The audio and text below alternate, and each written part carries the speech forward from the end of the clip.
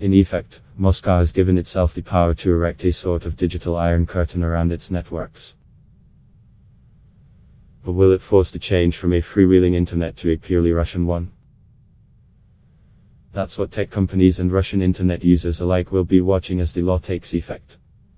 Here's what the measure entails. Earlier this year, Russian President Vladimir Putin signed into law new rules that would enable the creation of a national network that can operate independently from the rest of the world.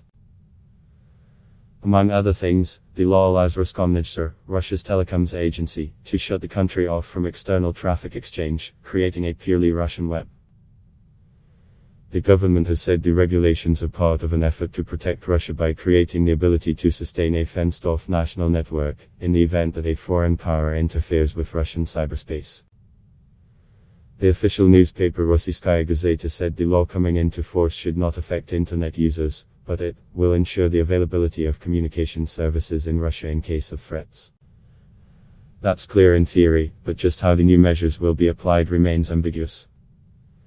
Critics have warned that this could make it easier for the Russian government to censor, reroute or switch off internet traffic to block access to politically sensitive content. Here's why: to control internet traffic, and to detect content, the law requires all internet providers in Russia to install special hardware provided by Roskomnadzor. That would enable the use of deep packet inspection (DD) technology, which involves data processing that looks in detail at the contents of the data being sent. DD, for instance, is used by China for its Great Firewall to filter content it deems harmful to Chinese citizens. Many rights activists and cyber experts have voiced concerns Russia's new laws are setting the stage for internet censorship and surveillance.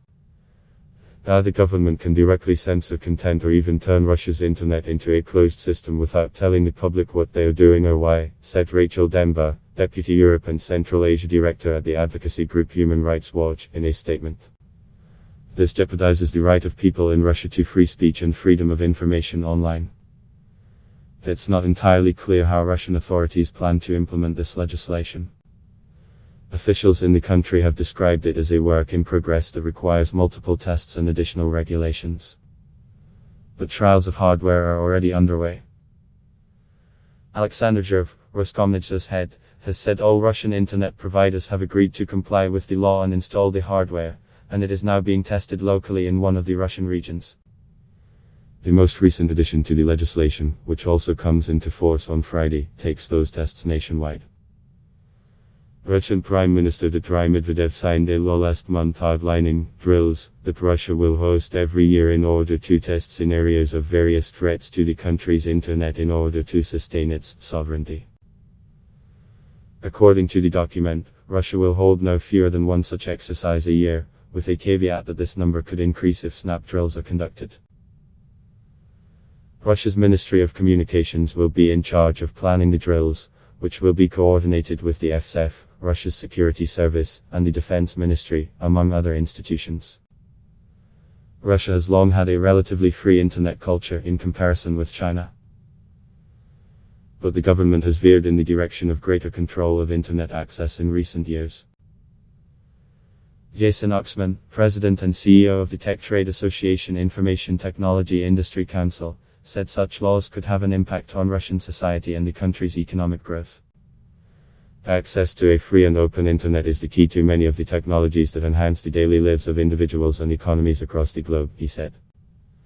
By connecting people, no matter where they live, the internet has proven to be an essential tool for families, businesses, governments, education, and health. Building silos and restricting the flow of information to Russia's more than 100 million internet users threatens to suppress the growth of commerce and stifle innovation. Earlier this year, the Russian government introduced new laws that allow authorities to jail or fine those who spread fake news or disrespect government officials online. And last year, Russia attempted to enforce a ban against the popular messaging service Telegram. The Telegram ban, however, showed the limits of Russian efforts to regulate cyberspace. A court in Moscow banned Telegram after the company refused to provide encryption keys to the FSF, but founder Pavel Durov said Telegram would use built-in methods to bypass the ban. Telegram, as of this writing, is still widely available in Russia.